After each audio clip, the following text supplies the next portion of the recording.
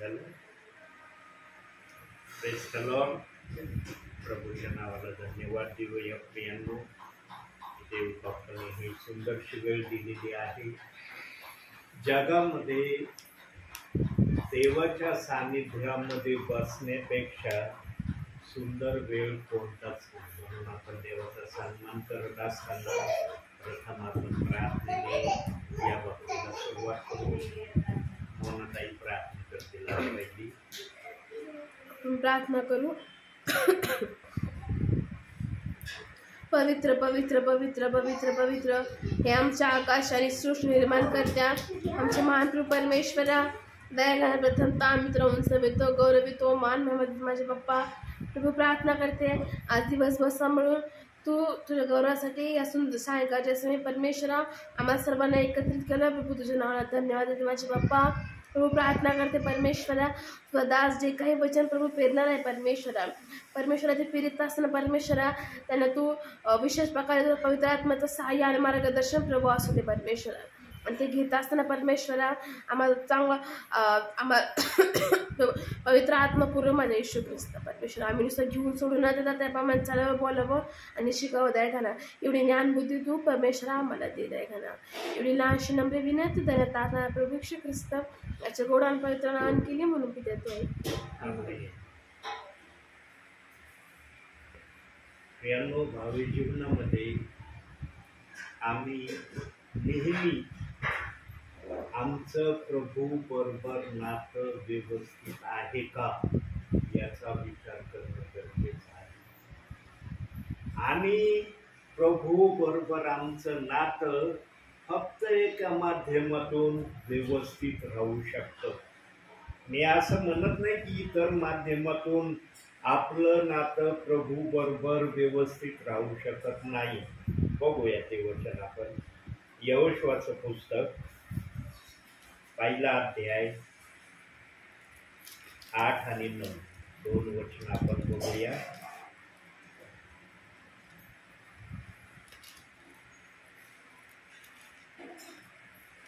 अनुवादानंतर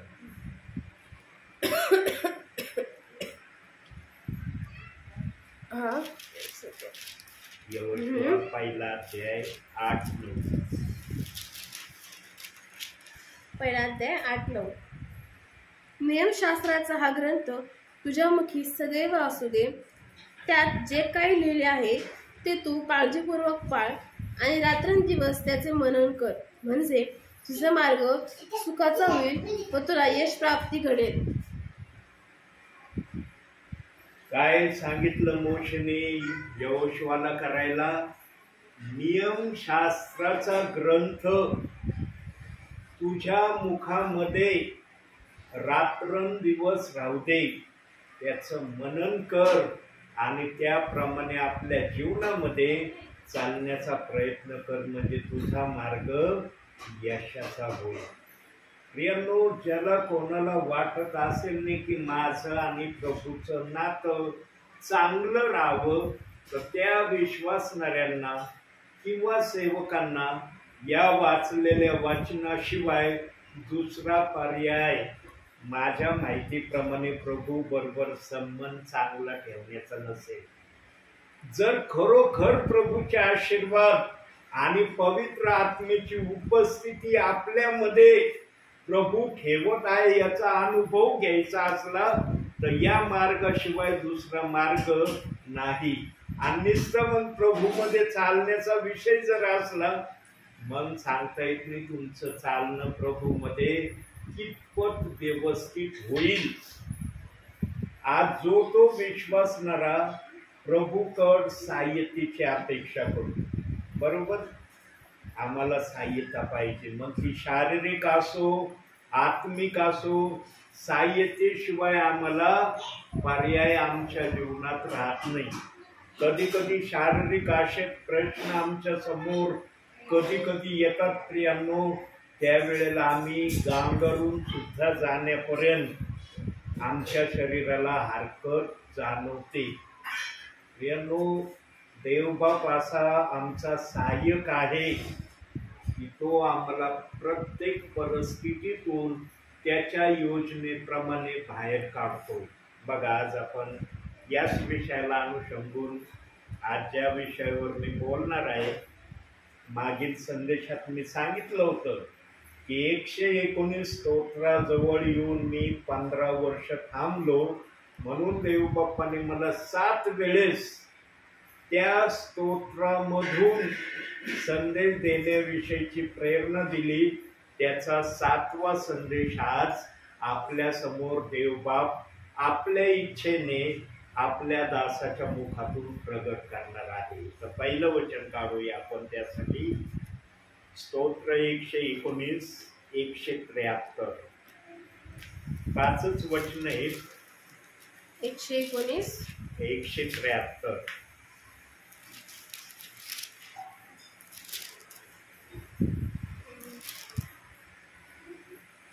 173. तुझा हात मला सहाय्य करण्यास सिद्ध असो, कारण मी तुझे विधी स्वीकारले आहेत. प्रियांनो, जीवनामध्ये नेहमी देवाची सहाय्यता आम्हाला आवश्यक आहे. परंतु प्रियांनो, देव बाप्पाची आम्ही सहाय्यता ती घेणं अति महत्वाचं आहे, ज्या सहाय्यतेसाठी देवबाप आमच्याकडे आशेने पाहतो. देवबाप सुद्धा आमच्याकडे आशेने पाहतो. प्रियांनो, कधी कधी विश्वासणाऱ्यांना वाटत नाही की देवबाप आमच्याकडे आशेने पाहतो म्हणून.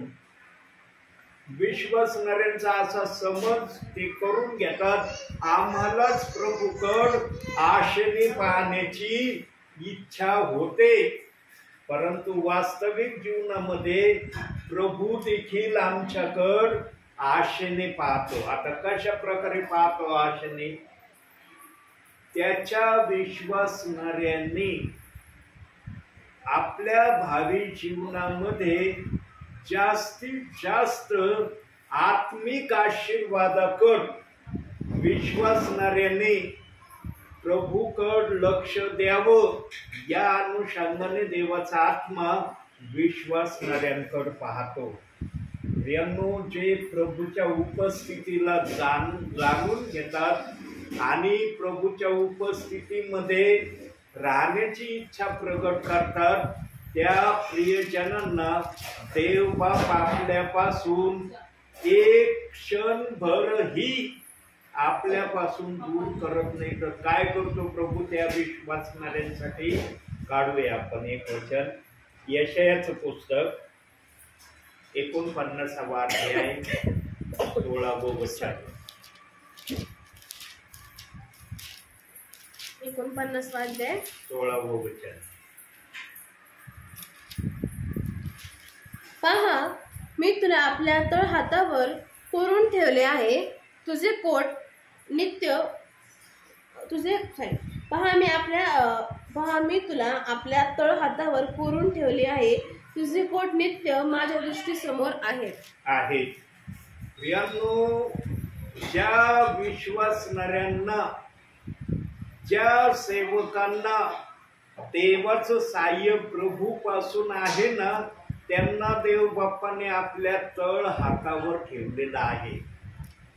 सांगा प्रियांनो, जे प्रभूच्या तळ हातावर आहेत, त्या तळ हातावर सैतान येण्याचा प्रयत्न करेल का कधी? सैतान एवढी हिंमत करेल का की प्रभूच्या तळ हातावर आम्ही आहोत, तिथं येऊन आम्हाला त्रास देण्याची तो धाडसी वृत्ती विश्वासणाऱ्यांवर प्रगट करील? परंतु प्रियांनो, देवाच्या तळ हातावर येण्यासाठी आम्हाला पण देवाच्या काही गोष्टी, काही बाबी मानणं गरजेचं आहे. आणि त्यामध्ये सर्वात महत्वाची बाब, जे आपण यहोशुआ 1 पहिला अध्याय 8-9 वचन पाहिलं, त्या प्रक्रियेसारखी दुसरी आशीर्वादाची प्रक्रिया प्रभूच्या नजरेमध्ये कोणतीच नाही. तिथं देव बाप्पाने स्पष्ट शब्दात सांगितलं, तुझा मार्ग यशाचा होईल. म्हणजे तुझ्या जीवनामध्ये यशस्वी जीवन तू जगशील. विजयामध्ये तू चालत आहे याचा तुला प्रत्येक वेळेला अनुभव येईल असं देव बाप्पाला त्या ठिकाणी सांगायचं आहे. यांनो, हर विश्वासणारा भावी जीवनामध्ये विजयाचं जीवन जगण्याची अपेक्षा करतो. कुणी पराजित जीवन प्रभू मध्ये राहून जगण्याची आशा करतात? सांगा. आपण या ठिकाणी थोडके प्रियजन बसलो आहे का? कोणत्या प्रियजनाला म्हणण्याची ताकद की मी प्रभू मध्ये अपयशाचं जीवन जगण्याची आशा धरतो? कोणाच्याही मनामध्ये या गोष्टीची कल्पना सुद्धा येत नसेल. पण आमच्या भावी जीवनामध्ये आम्ही जर त्या प्रकारे आमच्या जीवनाला प्रभूच्या सांगण्याप्रमाणे चालण्यासाठी तयार ठेवलं नाही तर मग आमच्या जीवनामध्ये सैतान शिरकाव केल्याशिवाय राहणार नाही. आणि सैतान नेहमी विश्वासणाऱ्यांमध्ये, सेवकांमध्ये शिरकाव करण्याची तयारी ठेवतो. पण जास्त शिरकाव तो सेवकांमध्ये करण्याची इच्छा ठेवतो. का अशी त्याची इच्छाशक्ती त्याला करायला सांगते? कारण त्याला माहित आहे सेवकांच्या माध्यमातूनच विश्वासणारे प्रभूच्या मार्गामध्ये योग्य व्यक्ती बनणार आहे. म्हणून सेवकांकड सैतानाची अतिशय करुडी नजर आहे, वाईट नजर आहे. सेवक सुईच्या टोका एवढा जरी चुकलेला सैतानाला दिसला ना, तिथूनच सैतान सेवकावर आपली प्रक्रिया करायला सुरुवात करतो. म्हणून सेवक पण विश्वासणाऱ्यांना नेहमी सांगत असतात, काय? माझ्यासाठी प्रार्थना करा. सेवक प्रार्थना करत नसतील का? सेवक इतरांसाठी जर मागत असतील तर स्वतःसाठी 10% का व्हायला मागत नसतील का प्रार्थनेमध्ये? यांनो, एकमेकाचे आम्ही सहाय्यक व्हावं यासाठी देव बाप्पाने वचन दिलंय, तुझा हात मला सहाय्य करू. देवाचा हात आम्हाला सदैव सहाय्य करायला तयार आहे. पण आम्ही पण एकमेकांच्या सहाय्यतेसाठी एकमेकांवर आम्ही आपली प्रक्रिया बोलून नव्हे तर कृतीने प्रगट केली पाहिजे. आणि विशेषतः म्हणजे प्रियांनो, बघा एक वचन बघूया. 1 शमूएल, बघा देवबाप मला कोणता शब्द आठवून देत आहे. 12वा अध्याय, 1 शमूएल 12वा अध्याय 23वा वचन. 12वा अध्याय 23वा वचन. 22 आणि 23 वाचलं तर चांगलं राहील. 1 शमूएल 12वा अध्याय 22-23. परमेश्वर आपल्या थोर नामास्तव आपल्या लोकांचा त्याग करणार नाही, कारण परमेश्वराने कृपावंत होऊन तुम्हास आपले प्रयोजन केले आहे. तुम्हासाठी प्रार्थना करावयाची सोडून देणे हा परमेश्वराचा अपराध माझ्या हातून न घडो. मी तुम्हास चांगला व सरळ मार्ग दाखवतो. बघा 22व्या वचनात सांगितलंय, देवाने आम्हाला आपले घरचे प्रियजन केलं आहे. अशा अनुषंगाचा 22व्या शब्दात वर्णन आहे. आणि 23व्या वचनात सांगितलंय, तुम्हासाठी प्रार्थना करून देण्याचा सोडून देण्याचा अपराध माझ्या हातून न घडो. प्रियांनो, आम्ही नेहमी आमच्या प्रार्थनेमध्ये एका तरी सेवकाचं, एका तरी विश्वासणाऱ्याचं नाव घेणं गरजेचं आहे. कधी कधी काय होतं, सेवक म्हणा, विश्वासणारे म्हणा, कोणीही प्रार्थना केल्याशिवाय राहत नाही. पण प्रियांनो, एकच व्यक्तीसाठी वारंवार प्रार्थना करणं हे योग्य नाहीये. एकच व्यक्तीला प्रभू समोर आणायचं हे प्रभूच्या नजरेमध्ये तितकं योग्यच नाही. एकदा जरी तुम्ही 30 दिवसातून एखाद्या व्यक्तीसाठी, एखाद्या सेवकासाठी प्रार्थना केली ना, तर ती प्रार्थना देव बाप 30 दिवसासाठी ग्राह्य समजतो. आणि जर एखाद्या विश्वासणाऱ्याला देवाच्या आत्म्याने ओझ दिलं की रविवारच्या दिवशी सेवकांसाठी प्रार्थना करणं तुझ्यासाठी गरजेचं आहे, तर त्याच्यामध्ये देव मान्यता देतो. कारण ओझ देणारा कोण आहे? प्रभू ओझ देतो म्हणून विश्वासणारा प्रार्थना करतो. ओझ नाही मिळालं तर येईल का कोणासाठी प्रार्थना करता? कोणाला? प्रियांनो, आमच्यामध्ये ओझ येणं महत्वाचं आहे. आणि ओझ केव्हा येतं आमच्यामध्ये? आम्ही एकमेकाची ओझी वाहण्याचा ठराव जर आमच्या मनामध्ये केला ना, तेव्हा देव बाप सेवकांचं ओझ, विश्वासणाऱ्यांचं ओझ आमच्या मनामध्ये दाखवतो. प्रियांनो, असे कित्येक आमच्या नजरेमध्ये विश्वासणारे आहेत, सेवक आहेत, ज्यांचे आम्हाला नावं माहित आहेत. भले आम्ही त्यांना प्रत्यक्षरित्या पाहिलेलं जरी नसलं, पण आम्हाला त्यांची नावं माहित आहेत. विश्वासणाऱ्यांपेक्षा सेवकांची तर नावं विश्वासणाऱ्यांना हमखास माहीत आहेत. मग आंतरराष्ट्रीय सेवक असो, तो या प्रभूचा स्थानिक दास असो, यांची नावं विश्वासणाऱ्यांना माहीत आहे. पण आज किती जण सेवकांसाठी प्रति दिवशी नवनवीन सेवकाचं नाव घेऊन प्रार्थना करत आहेत. प्रियांनो, आमच्या स्थानिक सेवकांना आम्ही नेहमी आमच्या नजरेमध्ये ठेवलं पाहिजे. कारण सेवकाचा भार विश्वासणाऱ्याने जर वाहिला तर सेवकाला सेवेमध्ये कोणती अडचण येणार नाही. स्थानिक सेवकासाठी जर तुम्ही प्रार्थना केली तर देवबाप हरकत घेत नाही, पण इतर सेवकांसाठी पण आमच्या हृदयामध्ये ओझ असलं पाहिजे. आणि ओझ्याने आम्ही प्रार्थना करायची. प्रियांनो, काय नाही, सेवकांच्या मुखातून ऐकलंय की सेवकांसाठी प्रार्थना करत जा, त्यांनी सांगितलं म्हणून आम्ही करतो. प्रियांनो, जेव्हा आम्ही स्वतःसाठी देव बाप्पाकडे मागायला सुरुवात करतो ना, त्यावेळेस आमच्या मनामध्ये जे विचार येतात ना, आम्ही आमच्याविषयी देव बाप्पाला विनंत्या सादर करत असताना ज्या आनंदाच्या उकळ्या आमच्या हृदयात कधी कधी उठतात ना प्रियांनो, त्या प्रकारे सेवकांसाठी आणि विश्वासणाऱ्यांसाठी विश्वासणाऱ्यांनी प्रार्थना केली पाहिजे. वरून नुसतं नाव घेऊन प्रार्थना करायची नाही. प्रभू त्यांना आशीर्वाद दे, ठीक आहे, तुम्ही हे शब्द बोलले, पण काही सेवक, काही विश्वासणारे आपल्या अडचणी सुद्धा सांगतात कधी कधी. काही जण सांगत नाही, तो भाग वेगळा आहे.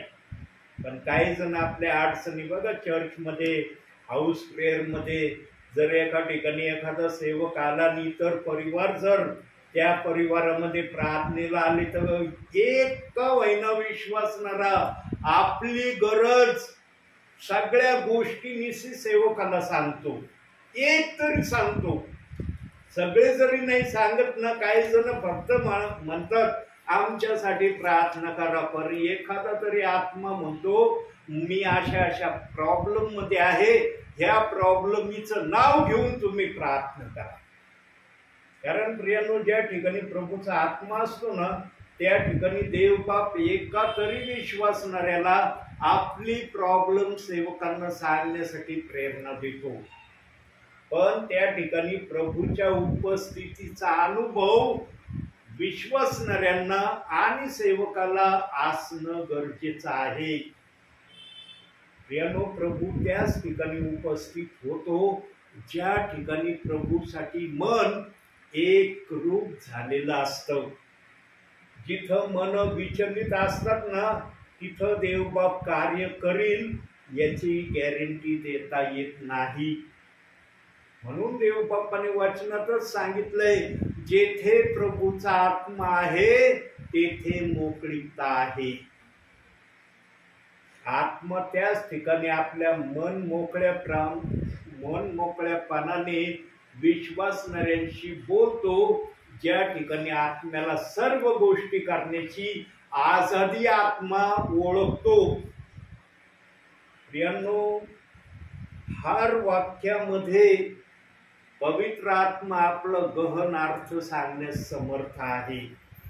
केवळ वचनातूनच देवबाप बोलण्यास समर्थ आहे असं नाही, विचाराच्या माध्यमातूनही देवबाप आपल्या विश्वासणाऱ्यांना त्याच्या मनामध्ये विश्वासणाऱ्यांसाठी काय योजना आहे ते सांगण्यास समर्थ आहे. म्हणून खालच्या चरणात दिले, मी तुझे विधी स्वीकारिले. आम्ही देवाचे विधी स्वीकारणारे जर आहोत ना प्रियांनो, असं जर विश्वासणारा आपल्या स्वतःला प्रभू संबंधाने संबोधितो ना, तर त्याचं पहिलं आद्य कर्तव्य काय असणं गरजेचं आहे माहितीये? तो रोज शास्त्र वाचणारा असला पाहिजे. कमीत कमी एक अध्याय 24 तासामध्ये विश्वासणाऱ्याने वाचलंच पाहिजे. सेवकांनी पण वाचलंच पाहिजे. असं नाही की सेवकांना सूट आहे. सेवकांनी तर एकापेक्षा अधिक वाचले तर देवाला जास्त आनंद होईल, पण विश्वासणाऱ्यांनी कमीत कमी एक अध्याय तर वाचलंच पाहिजे. पण तो ध्यान देऊन वाचायचा. पुढं पाठ मागं सपाट असं वाचन नकोय प्रभूला. काय वाचलं मलाच माहिती नाही, कोणता अध्याय वाचलं ते पण माहिती नाही, त्या अध्यायात काय वाचलं ते पण मला माहिती नाही. मग तुम्ही वाचन तरी काय केलं? तुम्ही त्या अध्यायाचं काय समजलं नाही, मग तुम्ही कोणता अध्यायाचं काय वाचलं? देवाचा आत्मा कधीच अशी प्रेरणा देत नाही. ज्यांच्यामध्ये आत्मा कार्य करतो ना, त्यांना देवबाप 30% का होईना अध्यायामधून समजण्याची प्रेरणा देतो. फक्त विश्वासणाऱ्याने हे समजून घेणं महत्वाचं आहे, माझ्यामध्ये आत्मा कार्य करत आहे का? प्रियांनो, खात्री करून घ्या, माझ्यामध्ये पवित्र आत्मा कार्य करणारा आहे का? आणि ज्यांच्यामध्ये पवित्र आत्मा कार्य करणारा असतो प्रियांनो, ते बोलून दाखवत. हा, त्यांचा स्वभाव गुण काय असतो? करून दाखवण्याचा. ते बोलतात कमी, करतात जास्त. म्हणून जे या ठिकाणी सांगण्यात आलंय, कारण मी तुझे विधी स्वीकारिले आहेत, त्या विधी स्वीकारणाऱ्याने रोज एक अध्याय वाचल्याशिवाय 24 तासाला समाप्त होऊ दिलं नाही पाहिजे. प्रियांनो, वारंवार या वाक्याची उजळणी देवबाप माझ्या मुखातून विश्वासणाऱ्यांसाठी का करत असेल? काय कारण आहे? देवबापाला एवढं ओझं विश्वासणाऱ्यांसाठी येतं का येतं? प्रियांनो, ज्या गोष्टी आम्हाला समजत नाहीत ना, त्या गोष्टी प्रभूला दिसतात आणि कळतात. कारण आमचा शत्रू गरजणाऱ्या सिंहासारखा आम्हाला गिळण्याची नेहमी तयारी करत असतो. त्याच्यापासून आम्ही सुरक्षित राहावं म्हणून आम्ही वचनाकडे लक्ष देणं गरजेचं आहे. का वचनाकडेच लक्ष देणं गरजेचं आहे? कारण प्रभूने आम्हाला सांगून ठेवलंय, या पृथ्वीवर तुम्ही प्रवासी आणि उपरे आहात, आणि तुमचा हा प्रवास शारीरिक जीवनापेक्षा आत्मिक जीवनामध्ये तुम्ही जास्त प्रभावीरित्या चालण्यासाठी स्वतःला तयार करावं म्हणून देवबापाने आम्हाला उपरी आणि प्रवासी या जगामध्ये ठेवला आहे. बघा, वचनातून बघू याला. स्तोत्र संहिता 119 19 वचन बघा तिथं काय म्हणतोय प्रभू. 19 वचन.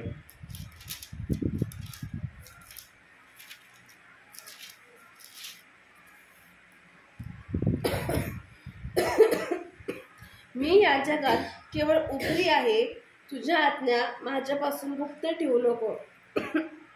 मी या जगात केवळ प्रवासी आहे, तुझ्या आज्ञा माझ्यापासून गुप्त ठेवू नको. आता आरवीच्या भाषांतरामध्ये उपरी शब्द आलाय, पण ओवीच्या याच्यामध्ये प्रवासी शब्द आला. बघा शब्दाचं भाषांतर कशा प्रकारे करण्यात आलंय. प्रवासी शब्दाचा अर्थ उपरी म्हणजे टेम्पररी, प्रवासी म्हणजे प्रवास करत असलेले. बघा शब्दामध्ये कसं अंतर आहे. उपरी म्हणजे टेम्पररी आहेत आम्ही या जगामध्ये, पण प्रवासी म्हटलं म्हणजे आम्ही प्रवास करत आहे आणि आमचा प्रवास स्वर्गाच्या ठिकाणी थांबणार आहे. त्या ठिकाणापर्यंत आम्हाला प्रवासामध्ये राहायचंय. जेव्हा आम्ही प्रभू बरोबर जाऊ तेव्हा प्रभू आम्हाला पुढचा प्रवास स्वतः आपल्या इच्छेने करविणार आहे. पण देवाच्या हातामध्ये आमचा प्रवास जाण्यापर्यंत आम्हाला प्रभूच्या इच्छेप्रमाणे, योजनेप्रमाणे, शास्त्रात जे सांगितलं आहे त्याप्रमाणे करायचं आहे. बघा खालच्या चरणात सांगितलंय, तुझ्या आज्ञा मजपासून गुप्त ठेवू नको. देवाने जर त्याच्या आज्ञा आमच्यापासून गुप्त ठेवल्या असत्या, आम्हाला कळलं असतं का प्रभूमध्ये कसं चालायचंय, प्रभूमध्ये काय करायचंय, प्रभूला काय मागतो, काय आवश्यकता आहे प्रभूची, किंवा आमच्या काय आवश्यकता आहे. प्रभूला तर आमच्या आवश्यकता न सांगता कळतात, पण प्रभूच्या मनातल्या आवश्यकता आम्हाला कळल्या असत्या का. म्हणून प्रियांनो, आमचं लक्ष शास्त्राकडे असणं गरजेचं आहे.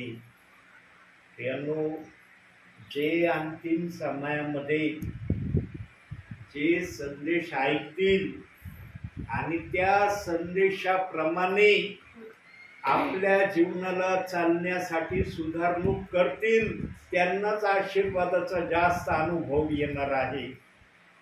देवबाप तर कोणाला बिना आशीर्वादाचा ठेवतच नाही.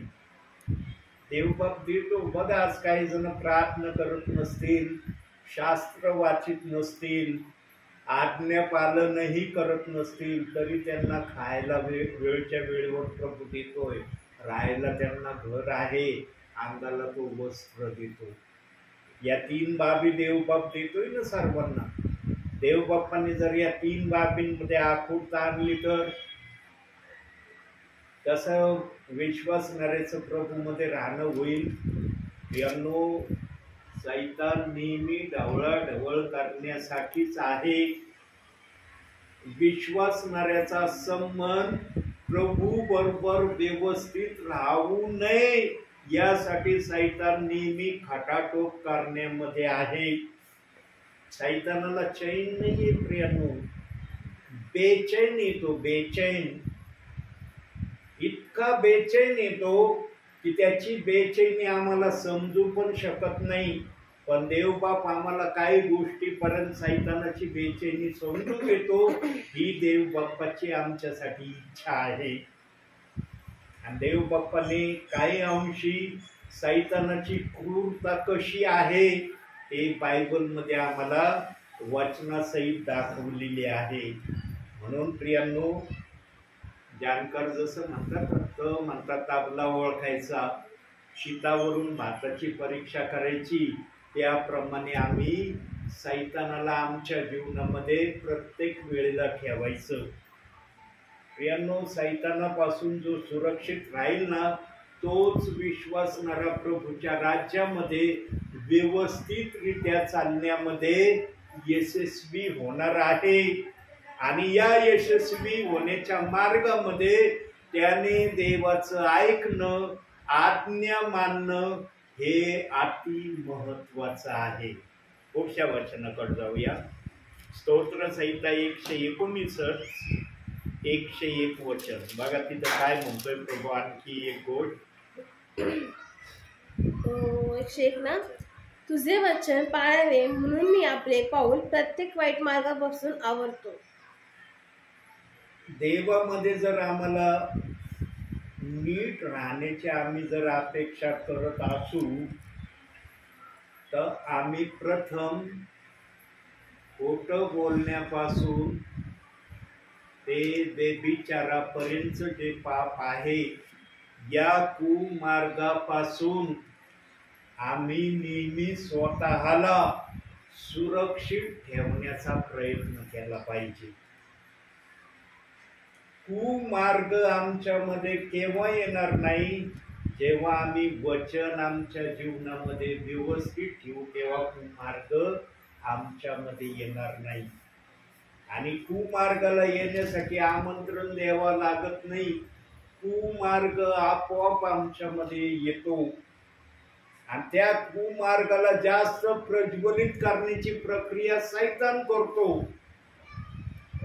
सैतान वाईट गोष्टीमध्ये विश्वासणाऱ्यांना चालण्यासाठी कधी कधी भाग पाडतो प्रियांनो. म्हणून बघ काही जण आपल्या साक्षीमध्ये बोलतात, ज्यांना आत्मप्रेरणा देतो तेच बोलतात, ज्यांना आत्मप्रेरणा देत नाही ते कदाचित बोलत नसतील. काही जण आपल्या जीवनामध्ये केलेले पाप उघडरित्या सांगतात. जे असन ते प्रभू जे त्यांना प्रेरणा देतो हे सांग माझ्या विश्वासणाऱ्यांना, ते प्रियजन तर सांगितल्याशिवाय राहत नाही. पण काही जण जे काही देव बाप्पाने आशीर्वाद दिले त्याचं वर्णन करतात, पण कोणत्या गोष्टीतून आशीर्वाद भेटले ते सांगत नाही, ते गुप्त ठेवतात. फक्त प्रभूने दिलेला आशीर्वाद मात्र सांगतात की प्रभूने XYZ अशा संकटातून मला बाहेर काढलं आणि प्रभूचे मी आभार मानतो एवढं बोलतात. पण काही जण कोणत्या संकटातून बाहेर काढलं ते शब्दशः सांगतात.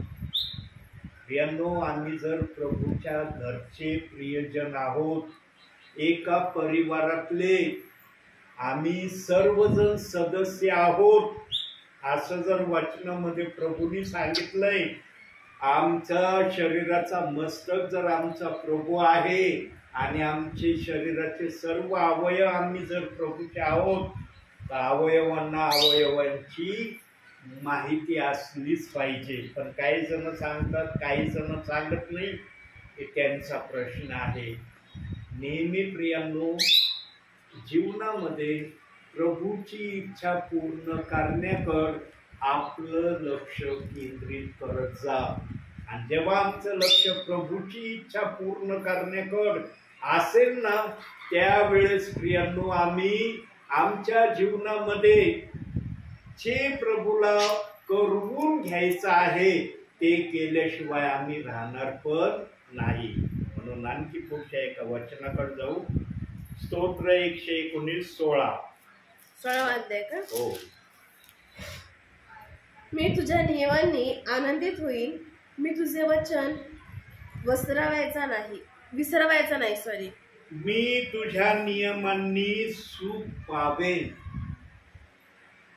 जो देवाच्या आज्ञा पाळतो ना प्रियांनो, देव बाप त्याला कधी निराश करत नाही.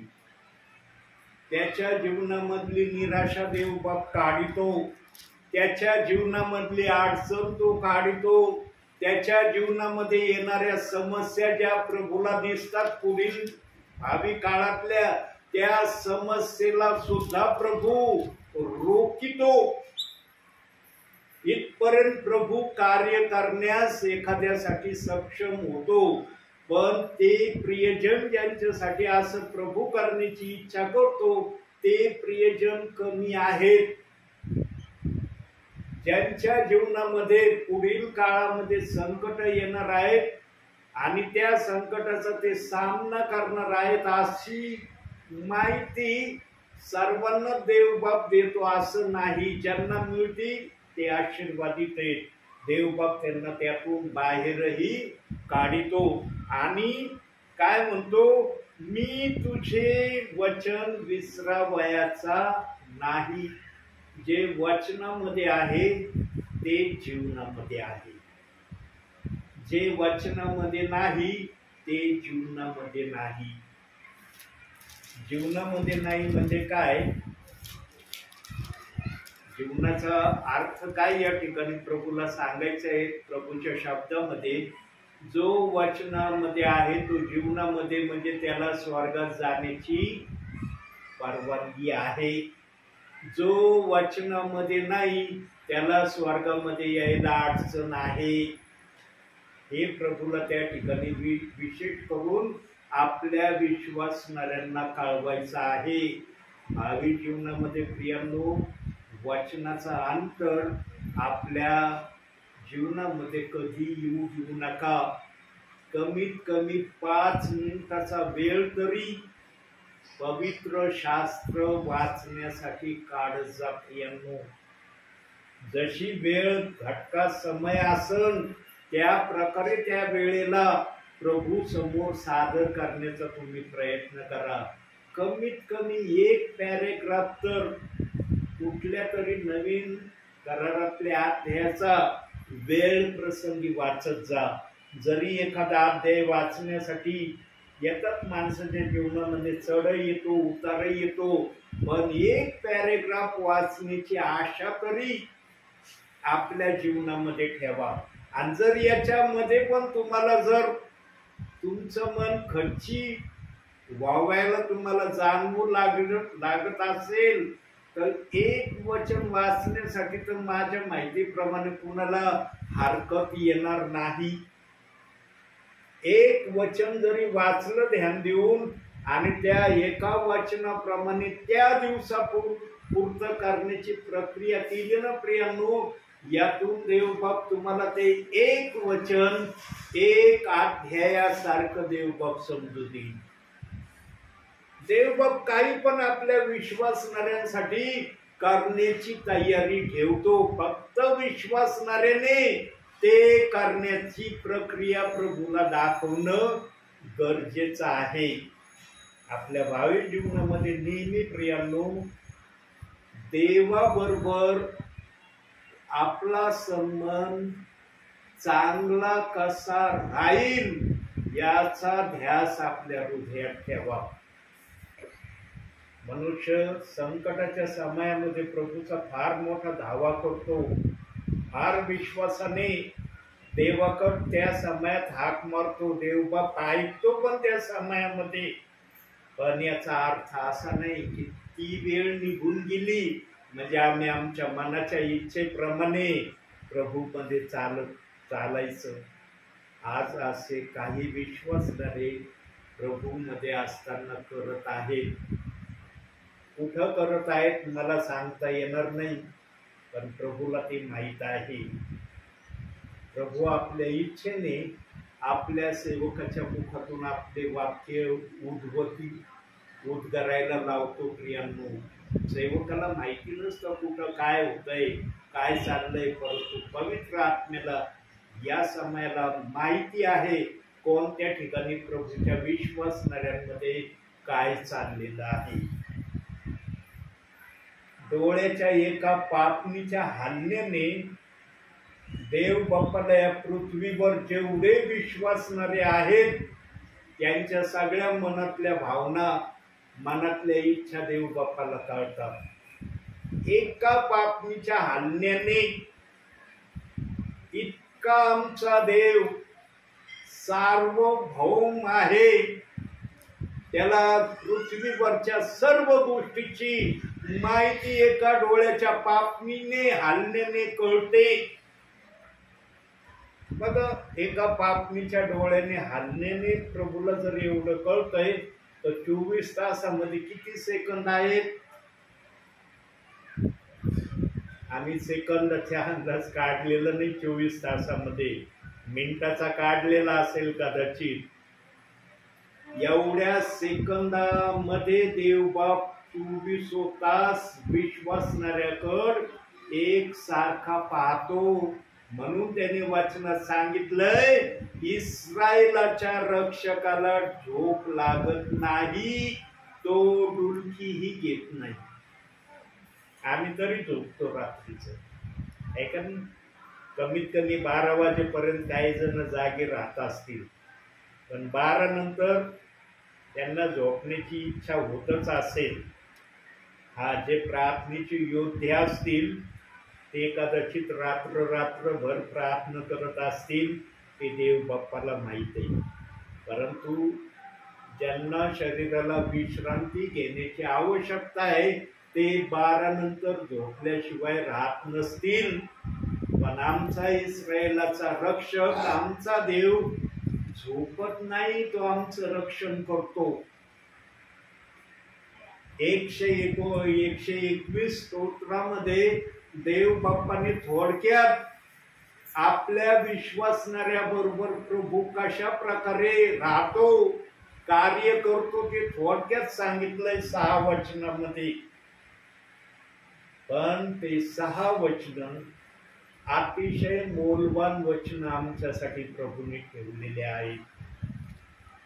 जो देव आमच्यासाठी 24 तास जागा राहतो, विचार करा मग त्या देवाचं आमच्यावर किती प्रेम आहे, किती तो आम्हाला आमच्या जवळ जवळीकतेने ठेवण्याची अपेक्षा तो आमच्यासाठी करतो. म्हणून प्रियांनो, आम्ही पण देवाच्या वचनाला कधीही विसरायचं नाही आणि शक्यतो आमच्या मनामध्ये, हृदयामध्ये वचनाला जपून ठेवण्याची प्रक्रिया आम्ही करायची. त्यानो ज्यांच्या हृदयात वचन आहे ना, त्यांना शैतान कधी हलवणार नाही, ते कधी हल्ले पण जाणार नाही. कारण ज्यांच्या हृदयामध्ये वचनाचं सामर्थ्य शैतान पाहिल, तेव्हा शैतान तिथपर्यंत जाण्याची ताकद करणार नाही. अरण्यामध्ये आमच्या येशूने वचनाने शैतानाला आपल्यापासून दूर केलेलं आहे, असं आम्ही त्या मत्थ्याच्या 4थ्या अध्यायामध्ये 1 ते 11 वचनापर्यंत पाहतो. प्रियांनो, वचनामध्ये फार मोठं सामर्थ्य देव बाप्पाने दिलंय आणि हे सामर्थ्य देव बाप्पाने आम्हाला बहाल केलंय. प्रियांनो, कधी पण याला वाचण्याची आम्हाला परवानगी आहे, याला बंधन ठेवलेलं नाही की याच वेळेमध्ये शास्त्र वाचलं पाहिजे, त्या वेळेनंतर तुम्हाला शास्त्र वाचायला मिळणार नाही, असं बंधन आमच्या प्रभूंनी ठेवलं नाही. केव्हा पण आम्ही शास्त्र उघडून वाचू शकतो. पण जे वाचण्यामध्ये मागे असतील त्यांच्यासाठी देव बाप्पाने कमीत कमी 1 अध्याय वाचण्याची विश्वासणाऱ्यांना विनंती केली आहे. काही जण 1 अध्यायापेक्षा अधिक अध्याय आजच्या समयाला वाचत पण असतील. प्रियांनो, ज्यांना शास्त्राच्या वचनाची गोडी लागते ना प्रियांनो, त्यांना जेवणापेक्षा शास्त्र वाचणं आपल्या जीवनामध्ये जास्त आनंददायी वाटतं आणि याचा अनुभव मी माझ्या जीवनामध्ये घेतलाय. प्रियांनो, मनुष्याच्या जीवनात जे होऊन जातं ना, ते मनुष्य सांगायला घाबरत नाही आणि पवित्र आत्मा बोलायला ताकद पुरवतो. कारण ज्यांनी केलंय त्याला सांगता येणार आहे, ज्यांनी केलंच नाही काय तो काय सांगणार आहे. प्रभू प्रत्येकाच्या आचरणाकडे लक्ष देतो. म्हणून आपलं भावी जीवन शारीरिक जीवनापेक्षा आध्यात्मिक इच्छेशक्तीने भरलेलं जास्तीत जास्त ठेवण्याचा हा अंतिम समय आहे. अंतिम समयामध्ये तरी आपलं लक्ष प्रभूकडे तसं लावा जसं लावण्याची प्रभू तुमच्याकडे आशा करत आहे आणि ही आशा पूर्ण व्हावी म्हणून वचन सांगतं, मी तुझ्या नियमांनी सुख पावेन. आज व्यक्तीला ना शारीरिक सुखाची फार अपेक्षा आहे, आत्मिक सुखाची अपेक्षा तेवढ्या पुरती तेवढी काही जणांच्या मनात असेल. आत्मिक सुखाची अपेक्षा ती ठेवा प्रियांनो, जी शारीरिक सुखाची तुम्ही ठेवत आहात ना त्याच्यापेक्षा अधिक आत्मिक सुखाकडे लक्ष द्या. म्हणून प्रभूने काय सांगितलं वचनामध्ये, आपली संपत्ती कुठं साठवा? स्वर्गात सांगितलं ना. प्रभू म्हणलं का पृथ्वीवर आपली धनसंपत्ती साठवा? दिलंय ना वचनामध्ये. कुठं दिलंय हे पाहूया जरा एक शब्द. हा मत्ती शुभवर्तमान 6वा अध्याय 19-20 वचन बघा. पृथ्वीवर आपल्यासाठी संपत्ती साठवू नका, तेथे कसर व जंग खाऊन नाश करीतात आणि चोर घर फोडून चोरी करीतात. तर स्वर्गात आपल्यासाठी संपत्ती साठवा, तेथे कसर व जंग खाऊन नाश करीत नाही व चोर घरफोडी करीत नाही व चोरीही करीत नाही. कारण जेथे तुझे धन आहे तेथे तुझे मनही लागेल. कुठं धन संपत्ती साठवण्याचं आम्हाला आमंत्रण दिलंय? स्वर्गामध्ये. आणि त्या संपत्तीला साठवण्यासाठी फक्त एक अध्याय जर आम्ही वाचला ना, आमची धनसंपत्तीवर जमा झाली. त्यातून आम्हाला काही देवबाप देतो, पण तिथं तर जमा होती. पण शारीरिक जीवनामध्ये जे काय आम्हाला हवा असतं ते देवबाप आम्हाला दिल्याशिवाय पण राहत नाही. त्याच अध्यायामध्ये सांगितले. 33वे वचन बघा त्याच अध्यायाचं. जर तुम्ही पहिल्याने त्याचे राज्य व त्याचे नीतिमत्व मिळवण्यास झटा, म्हणजे त्याच्याबरोबर ह्याही सर्व गोष्टी तुम्हाला मिळतील. याही सर्व गोष्टी तुम्हाला मिळतील. म्हणजे कोणत्या गोष्टी? ज्या आम्हाला शारीरिक जीवनामध्ये जगण्यासाठी उपयोगी आहे त्या सर्व प्रभू देण्याचं त्याने आश्वासन दिलंय. पण त्याला एक आड घातली, प्रथम माझं राज्य नीतिमत्व मिळवा. आणि ते राज्य आणि नीतिमत्व शास्त्र वाचण्यामध्ये आहे. शास्त्र वाचन केलं म्हणजे तुम्ही त्याचं राज्य नीतिमत्व मिळवायला सुरुवात केली. मग ते नीतिमत्व तुम्हाला थोडं मिळवायचं का जास्त मिळवायचं तुम्ही ठरवायचं. तुम्हाला किती % घ्यायचं, 30 घ्यायचं का 60 घ्यायचं का 100 घ्यायचं, याचा ठराव तुम्ही करायचा. आणि देवाने जे नियम लावले 30, 60, 100 या 3 नियमापैकी एका नियमामध्ये आम्ही शास्त्र वाचनाच्या माध्यमातून असलंच पाहिजे. देवबाप या कॅपॅसिटीनेच आपल्या विश्वासणाऱ्याला आपल्याशी ओळखतो, ठेवतो. जो काही वाचतच नाही ना ते 30च्या खाली आहेत. मग 30च्या खाली जे आहेत ते फक्त चाललेत प्रभूमध्ये. हा ठेवलाय विश्वास, प्रभू येईल तेव्हा मला घेऊन जाईल अशी आशा धरून ते प्रभूमध्ये चाललेत. पण जे प्रभूच्या वचनाप्रमाणे चालण्याची प्रक्रिया प्रभूला दाखवतात ते प्रियजन 30%च्या माध्यमातून देवाच्या नजरेमध्ये त्याच्या घरची प्रजा आहे. म्हणून ज्याच्या जवळ आहे त्याला दिलं जाणार आहे. देवबाप कमी नाही करत, जादा देत राहतो. पण ज्याच्या जवळ काहीच नाही ना त्याच्या जवळ असं नसेल ते काढून नेतो प्रभू. प्रभू म्हणतो तू काही उपयोगच नाही करत, कशाला तुझ्या जवळ ठेवू ये. तू उपयोग करणारा असला तर ते मी वाढवीन, पण तू उपयोगच काही करत नाही, कशाला ठेवू तुझ्या जवळ. यानो नेहमी आम्ही प्रभूच्या आशीर्वादामध्ये चालणारे असणं हे आमच्या जीवनाचं लक्ष ठेवा. आमच्या जीवनाला एक नियमित असं वळण लावा की देवाचं लक्ष आमच्याकडं 24 तास असलं पाहिजे.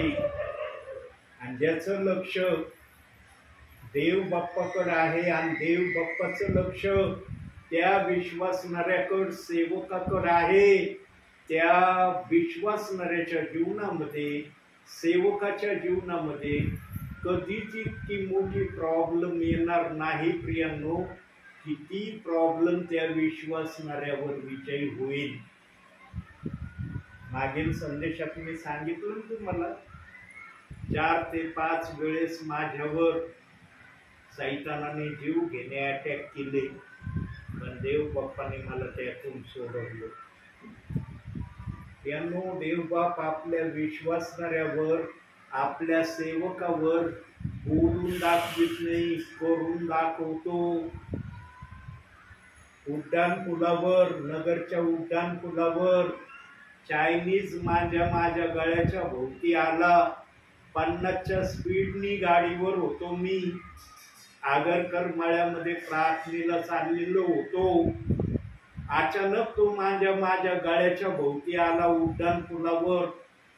सुरुवातीला मला कळलं देखील नाही की माझ्या गळ्याच्या भोवती मांजा आहे म्हणून. मला वाटलं एखादा किडाच माझ्या गळ्याभोवती आलेला आहे आणि माझ्या या बॅगच्या बेल्टनी माझं त्या ठिकाणी संरक्षण केलं. प्रियांनो, तो चायनीज मांजा सगळा तो बेल्टला जास्त घासला, माझ्या गळ्याला थोडासा घासला. प्रियांनो, आणि जेव्हा मला कळलं की हा किडा नाही, कोणती तरी वस्तू माझ्या गळ्याला घासत आहे, तेव्हा मी हालेलुया मनात म्हटलं आणि असं 2 वेळेस फक्त झटकलं. कटकनी चायनीज मांजा तुटला. 50च्या स्पीडवर गाडीवर होतो त्या वेळेला मी, आणि गाडीवर असताना 2 वेळेस फक्त असं नॉर्मली मी झटकलं, पण मनात हालेलुया म्हणलं. खटकनी चायनीज मांजा तुटला. आणि जसा चायनीज मांजा तुटलेला मला कळला, मी गाडी काही अंतरावर थांबून पाहिलं. गळ्याला असं पाहिलं तर रक्त येत होतं माझ्या गळ्यातून. त्या अवस्थेत मी आगरकर मळ्यामध्ये प्रार्थनेला गेलो. तो परिवार आजही आहे आगरकर मळ्यामध्ये. दारात उभा राहिलो. ते म्हणे, प्रियजन म्हणले, ब्रदर तुमच्या गळ्यातून रक्त येतंय, काय झालं तुमच्या गळ्याला? मग आत आल्यावर त्यांना सांगितलं मी असं मला उड्डाण पुलावर झालं. त्यांनी कूल पावडर घेतला आणि माझ्या गळ्याला लावला आणि यांनी थोडस तुम्हाला थंडावा जाणवेल. आणि त्या अवस्थेमध्ये मी प्रार्थना घेतली.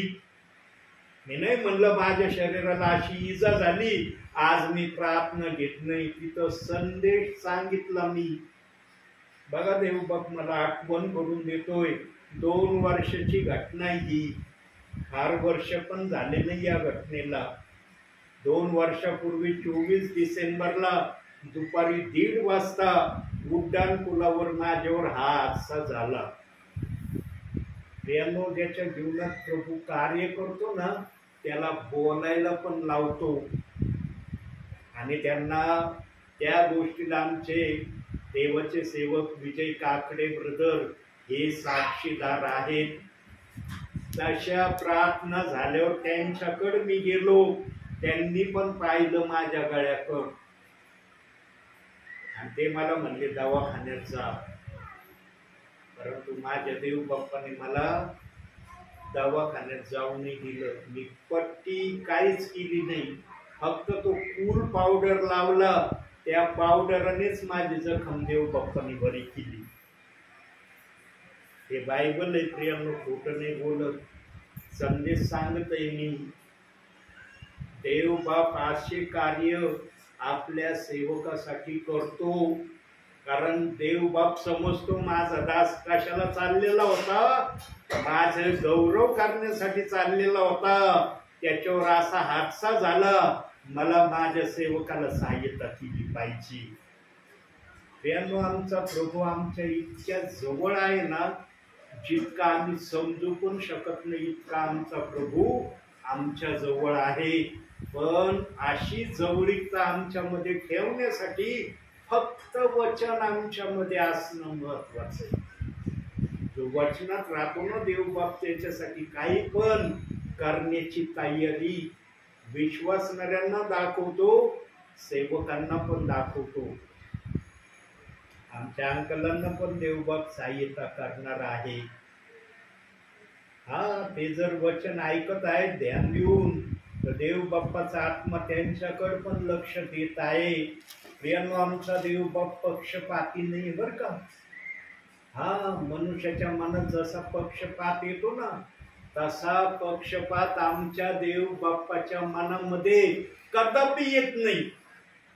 तो सर्वांवर सारखी प्रीती करणारा आहे. जे त्याचा धावा आत्म्यापासून आणि खरेपणापासून करतात ना, त्यांना तर सहाय्यता केल्याशिवाय आमचा प्रभू राहत नाही.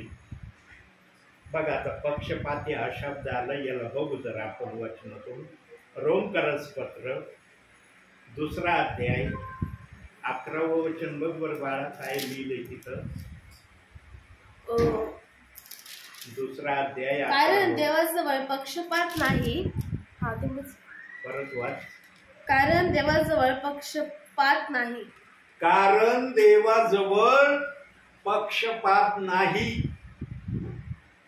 38 वर्षाच्या पंगूला बरं करण्यासाठी देव बाप्पांनी त्याचे पाप नाही आठवले, त्याचे पाप क्षमा केले आमच्या प्रभूने. आमच्या प्रभूच्या नजरेमध्ये प्रत्येकासाठी क्षमा हा शब्द आहे. आंधळ्यांना आमच्या प्रभूने बरं केलं, कुष्ठरोग्यांना बरं केलं, कुबडी स्त्रीला बरं केलं, रक्तस्रावी स्त्रीला बरं केलं. आमच्या प्रभूने व्यभिचार करणाऱ्या स्त्रीला सुद्धा आशीर्वादित केलं. आमचा प्रभू नेहमी आशीर्वाद देण्याची आशा ठेवतो. आशीर्वाद आपल्या विश्वासणाऱ्यांच्या जीवनामध्ये असावं याची तो प्रत्येक वेळेला आशा ठेवतो.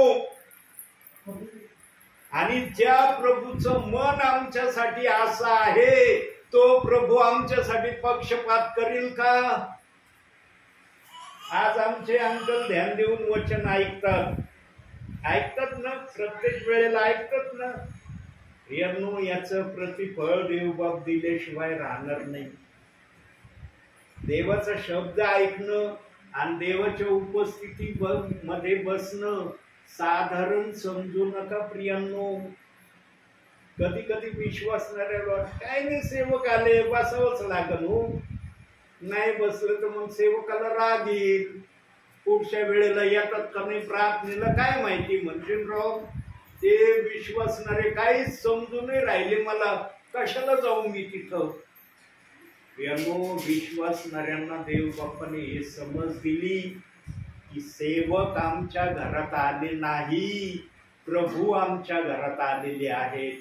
म्हणून विश्वासणारे लवकरात लवकर प्रार्थनेसाठी एकत्र होऊन प्रार्थनेमध्ये बसतात. देवबाप सेवकाला जेवढी मदत करतो ना, त्याच्यापेक्षा जास्त मदत विश्वासणाऱ्यांना करतो. कारण देवबाप्पाला कळतं, विश्वासणारे बसतील तर माझ्या सेवकाला बोलता येईल. तुम्ही नसते बसले, मी या भिंतींना संदेश सांगितला असता का? या भिंतींना कळलं असतं का प्रभूचा संदेश काय आहे?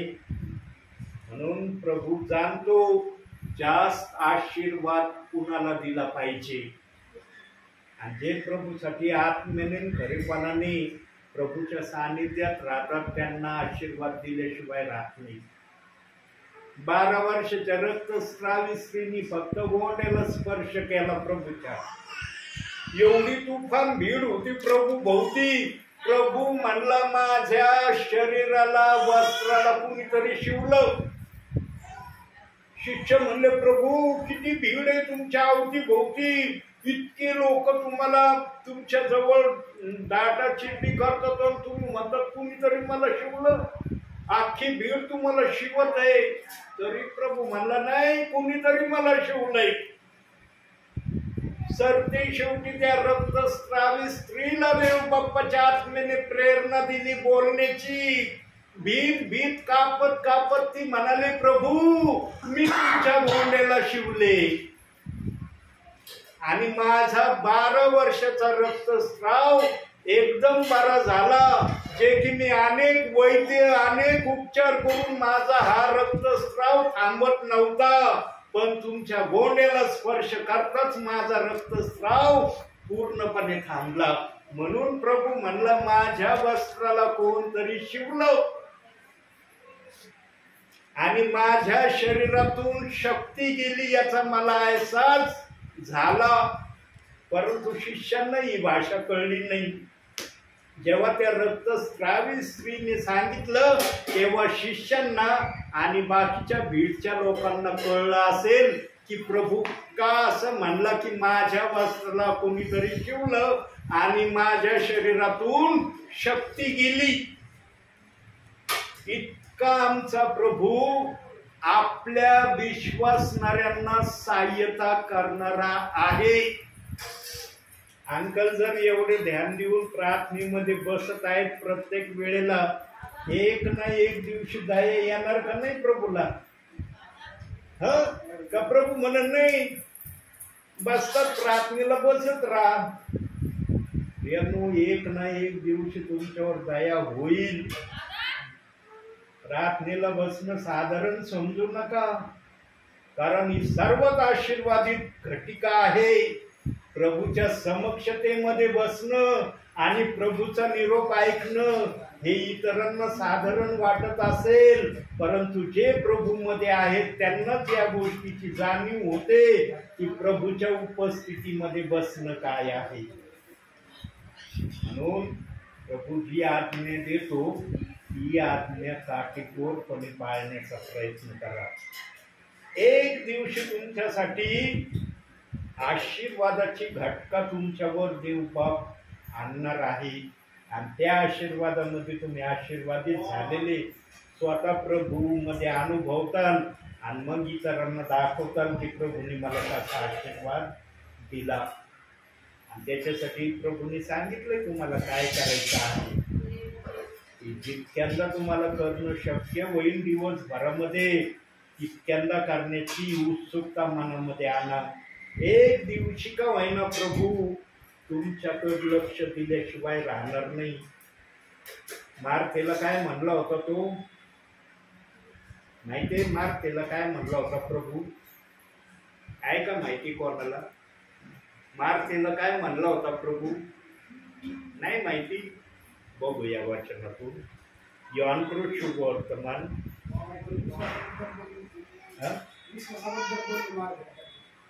हा बघू ना वचनातून 11वा अध्याय 40वे वचन बघा. येशूने त्याला म्हटले, तू विश्वास ठेवशील तर देवाचे गौरव पाहशील. विश्वास ठेवशील तर देवाचं गौरव पाहशील. असा विश्वास प्रभूवर आपला प्रगट करा प्रियांनो, की देव बाप्पाने तुम्हाला त्याचं गौरव दाखवलंच पाहिजे. आणि ते गौरव साध्य तुमच्यासाठी काय आहे? तुमची ही परिस्थिती बदलणं. आणि देव बाप बदलणार आहे ही परिस्थिती. मनुष्याला असंभव आहे, प्रभूला काही असंभव नाही. वचनातच म्हणतो मनुष्याला जे असंभव आहे ते प्रभूला संभव आहे. एकमेकासाठी प्रार्थना आम्ही केलीच पाहिजे. पण आमच्या घरामध्ये जर कुणी खरंच त्यांना प्रार्थनेची फार आवश्यकता आहे, आपल्या घरातल्या प्रियजनांसाठी रोज प्रार्थनेत आठवण ठेवत जा. देव बाप्पा असं नाही म्हणला घरातल्या प्रियजनांसाठी प्रार्थना नका करू, इतरांसाठीच करा. जिथं आवश्यकता आहे तिथं प्रार्थना करणं हे विश्वासणाऱ्याचं आद्य कर्तव्य आहे. म्हणून आडात असलं तर पावऱ्यात येईन प्रभू म्हणलाय. आडात नसलं ना कधी पावऱ्यात येणार नाही. हजारो पावरे टाका रिकामीच बाहेर येतील, पण आडात असलं तर निश्चित काही ना काही पावरा घेऊन वर येईल. आपल्या घरातल्या प्रियजनांसाठी रोज आणि रोज प्रार्थनेत आठवण ठेवा प्रियांनो. हे देवाचं सांगणे, माझं सांगणं नाही. ही देव बाप्पाची तळमळ आहे की प्रार्थनेत आठवण ठेवा. आजच्या दिवसानंतर हा शब्द लक्षात ठेवा. आणि ज्या दिवशी अंकल पूर्णपणे बरे होतील ना त्या दिवशी तुम्ही समजून घ्यायचं देव बाप्पानी माझा शब्द अवमानिला नाही. तर माझ्या शब्दाप्रमाणे कार्य केलं, तो दिवस तुमच्या जीवनासाठी सर्वात आशीर्वादाचा दिवस असणार आहे. पण त्या वेळेपर्यंत प्रार्थनेमध्ये अंकलनची आठवण तुम्ही ठेवत जा. ओझ्याने प्रार्थना करा. नाही होते वयोवृद्ध सेवकाने प्रार्थना करण्याची विनंती केली म्हणून प्रार्थना करायची अशा अनुषंगाने करू नका. देव बाप आत्मेने आणि खरेपणाने केलेल्या प्रार्थनेचं उत्तर ना लगेच देतो. म्हणून तो चाकर प्रभूला म्हणला होता, प्रभू तुम्ही शब्द मात्र बोला, माझा चाकर तिथं बरा होईल. तू म्हणला का प्रभूला, चला माझ्या बरोबर माझ्या चाकराच्या इथं, आणि तिथं तुम्ही तो चाकर बरा होईल. प्रभूला फक्त म्हणलं शब्द मात्र तुम्ही बोला, माझा चाकर किती लांब असो तो बरा होईल. आणि तसं झालं. त्या जकातदाराजवळ तसा विश्वास होता. त्या विश्वासाने त्याने आपल्या चाकरासाठी प्रभूकडे विनंती केली. प्रार्थना पण तुम्ही अशी करा की मी आता प्रार्थना करत आहे, चमत्कार प्रभू करेल. अशा अनुषंगाने प्रत्येक वेळेला प्रार्थना करा, एकच वेळेला करू नका. जेव्हा पण तुम्हाला वाटेल मला प्रार्थना करायची तेव्हा अंकलांसाठी प्रार्थना आठवून ठेवा. एक दिवस का होईना तुमच्या प्रार्थनेचं उत्तर देव बाप दिल्याशिवाय राहणार नाही. मी तर करतोच प्रार्थना अंकलांसाठी. जो बोलतो ना तो करतो. देव बाप्पाचा नियम आहे, जो करतो ना त्यालाच बोलायला लावतो, जो करत नाही ना त्याला बोलायला नाही लावत प्रभू. बघा की 5 मिनिटाचं का होईना अंकलांसाठी देवबाप बोलला.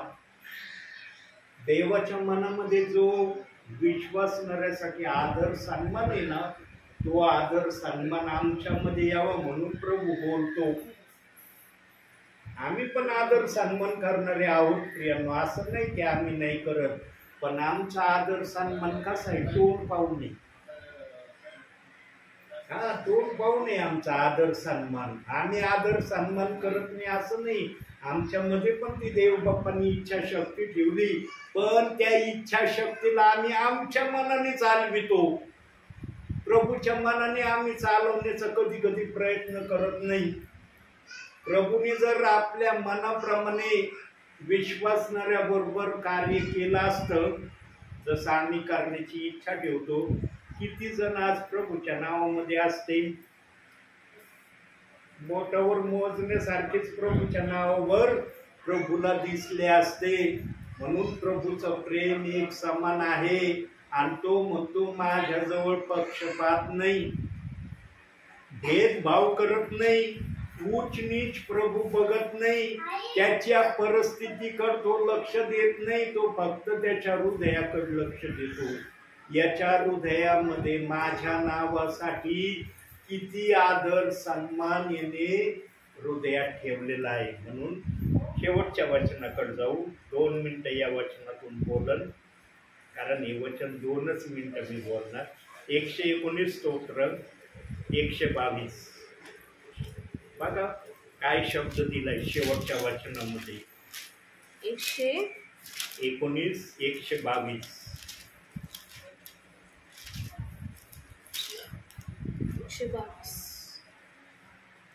तू आपल्या दासाच्या हितासाठी जामीन हो, गर्विष्ठांना माझा छळ करू देऊ नको. प्रभू नेहमी आमचा जामीनदार असला पाहिजे जीवनामध्ये प्रियांनो. प्रभू जर आमचा जामीनदार आहे ना, आम्ही कधी जीवनामध्ये एवढे अपयशी अयशस्वी होणार नाही जितकं आम्हाला कधी कधी वाटायला लागतं. वाटतं बरं का कोणाला कोणाला आपल्या जीवनामध्ये, अरे मी अपयशी होणार आहे, माझ्या जीवनातून काही होणं शक्य नाही. कधी कधी वाटतं. विश्वासणाऱ्यांना जे त्या प्रक्रियेतून गेलेले असतात ना त्यांना त्या गोष्टीची जाणीव असते. जे या प्रक्रियेतून जात नाही ना त्यांना समजत नाही. संकटाच्या समयामध्ये फक्त प्रभू सहाय्य करणार आहे. त्याची सहाय्यता त्या संकटात असलेल्या विश्वासणाऱ्याला प्रभू समजू पण देतो. आमचा छळ अनेक माध्यमातून होऊ शकतो प्रियांनो. सैतान तर आमचा प्रमुख छळ करणारा आहेच, पण कधी कधी गर्विष्ठ लोक पण आमचा छळ करण्याला माग पुढं पाहत नाही. हे गर्विष्ठ म्हटलं ना, याचे वेगवेगळे प्रकार आहेत. गर्विष्ठाचे देखील निरनिराळे प्रकारचे गर्विष्ठ आहेत. त्याच्यामध्ये प्रमुख गर्विष्ठ सैतान आहे. म्हणून वचनात सांगितलंय त्याला गर्व झाला म्हणून तो खाली पाडला. गर्व आमच्या जीवनामध्ये कधीही आम्ही आणण्याचा प्रयत्न नाही केला ना, आमच्यावर कोणती परिस्थिती येऊ द्या, प्रभू आमच्यासाठी जामिनासारखा सदैव आमच्या बाजूने उभा राहील. सांगा, ज्यांच्यासाठी प्रभू असा आहे त्याच्या जीवनामध्ये प्रभू कशा प्रकारे कार्य करील हे नुसतं ऐकू राहिलं तुम्ही, पण कृती जेव्हा येईल ना, तसा पेच प्रसंग येईल, त्यावेळेला त्या क्षणामध्ये कळल की प्रभू जामीन कशा प्रकारे आमच्यासाठी आहे. फार बोलता येईल याच्यातून, पण मी फार संदेश वाढलाय. 1.5 तास झाला असेल, सव्वा तास झाले का. प्रियांनो, जीवनामध्ये नेहमी लक्षात ठेवा. आता मी थांबणार आहे, एक वाक्य सांगू. सर्वांची शत्रुत्व जीवनामध्ये आलं तर मान्य करा, पण प्रभू बरोबर आपलं शत्रुत्व कधीही ठेवू नका. प्रभू बरोबर जर तुमचं शत्रुत्व झालं, तुम्हाला सहाय्यता करणारा कुणी नाही. मग मनुष्य किती वेळेस सहाय्यता करील? जन्मभर सहाय्यता करील का? जसा प्रभू आम्हाला सर्व गोष्टींनी तृप्त करतो, तसा मनुष्य एखाद्याला तृप्त करील का? हा, थोडी बहुत सहाय्यता मनुष्य करील, हे नाकारता पण येणार नाही. परंतु जी सहाय्यता आमचा प्रभू आमच्यासाठी करतो ना, ती सहाय्यता आमची कोणी करू शकत नाही. प्रभूवरच आम्हाला त्या सहाय्यतेसाठी अवलंबून राहणं गरजेचं असणार आहे.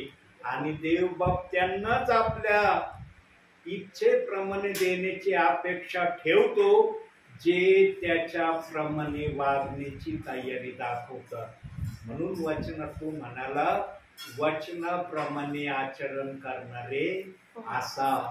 केवळ ऐकणारे असू नका, आशाने तुम्ही स्वतःची फसवणूक करता किंवा भुलवणूक करता. याकोबाचं पत्र 1 अध्याय 22व्या वचनात हे शब्द आमच्यासाठी दिले. यांनो, अतिशय आशीर्वादित आहात तुम्ही. देवाचं वचन तुम्ही ऐकत आहात. या आशीर्वादासारखा दुसरा आशीर्वादाचा वेळ या भूतलावर कोणताही नाही. प्रभूच्या उपस्थितीमध्ये राहणं आणि प्रभूच्या उपस्थितीमध्ये देवाचा निरोप ऐकणं यासारखा सुगंधाचा अवसर मनुष्याच्या जीवनामध्ये कुठलाच नाही. म्हणून प्रियांनो, आपल्या जीवनाला नीट ठेवण्यासाठी शास्त्राकडे नेहमी लक्ष देत राहा. म्हणून आजच्या छोट्याशा संदेशातून देवबाप तुम्हाला आणि मला भरपूर आणि भरपूर आशीर्वाद देव. आमेन. बंद करू का? आजची प्रार्थना रेकॉर्ड करायची. तूच कर शेवटची प्रार्थना आज. ठीक आहे, आपण प्रार्थना करू. पवित्र पवित्र पवित्र पवित्र पवित्र हे आमच्या आकाश आणि सृष्टीचे निर्माण करते आमचे महाप्रभू परमेश्वरा, दया करा. प्रथमतः आमचं उंचवितो, गौरवितो, मान में आदर सन्मान देते माझे बाप्पा. प्रभू, प्रार्थना करते दया करा. हे सुंदरसं वचन परमेश्वरा तू आमच्यासाठी घेऊन आलास परमेश्वरा. तुला परमेश्वर तुझ्या नावाला धन्यवाद देते प्रभू. प्रभू, प्रार्थना करते दया करा. तुझा दासाने परमेश्वरा हे सुंदरसं वचन पेरलं असताना परमेश्वरा त्या वचनाने परमेश्वरा आम्ही नुसतं ऐकून सोडून न देता दया घाला, तर त्याप्रमाणे चालावं, बोलावं आणि शिकावं माझी दया घाला. आमच्या कृतीतून तू आम्हाला आमचं ते कार्य दिसू दे माझ्या प्रभू परमेश्वरा. प्रभू प्रार्थना करते दया घाला पगारी अंकलसाठी परमेश्वरा. दया घाला त्यांना तू विशेष प्रकारे आश्रयित करत दे बाप्पा परमेश्वरा. त्यांच्या कार्यासाठी त्यांच्या सेवासाठी परमेश्वरा, त्यांची ते तुझी सेवा करत असताना परमेश्वरा त्यांना कसल्याही अडथळे येऊ नको देऊ माझे देव बाप्पा. त्यांच्या नेहमी संगती सोबती राहून त्यांना सहाय्य आणि मार्गदर्शन कर माझे ईश्वर बाप्पा. त्यांना त्यांच्या फॅमिलीला प्रभू विशेष प्रकारे असा आश्रयित कर माझा देव बाप्पा. प्रभू जे झालेलं वचन आहे, संदेश आहे परमेश्वरा, त्या वचनाने आम्हाला तू विशेष प्रकारे प्रभू आश्रयित कर परमेश्वरा. इथे बसलं सर्वांना देव बाप्पा तू त्याप्रमाणे चालण्यास सहाय्य आणि मार्गदर्शन कर प्रभू परमेश्वरा. एवढी लहानशी आणि नम्र विनंती धरण्यात आणणार प्रभू येशू ख्रिस्त याच्या गोड आणि पवित्र नावाने केली म्हणून तू देतो आहे. आमेन. स्वर्गातील बाप्पा तुझे नाम पवित्र मानले जाऊ, तुझे राज्य येऊ, जसे स्वर्गात तसेच पृथ्वीवरी तुझ्या इच्छेप्रमाणे हो. आमची रोजची भाकर आज आम्हास दे, आणि जसे आम्ही आमच्या ऋणास सोडले आहे तसेच आमची ऋणी आम्हास सोडू, आणि आम्हास परीक्षेत आणू नकोस तर आम्हास वाईटापासून सोडव, कारण की राज्य, सामर्थ्य आणि गौरव ही सर्व काळ तुझीच आहे. आमेन. प्रभू येशू रक्त की जय, प्रभू येशू रक्त की जय, प्रभू येशू रक्त जय जयकार असो. आमेन.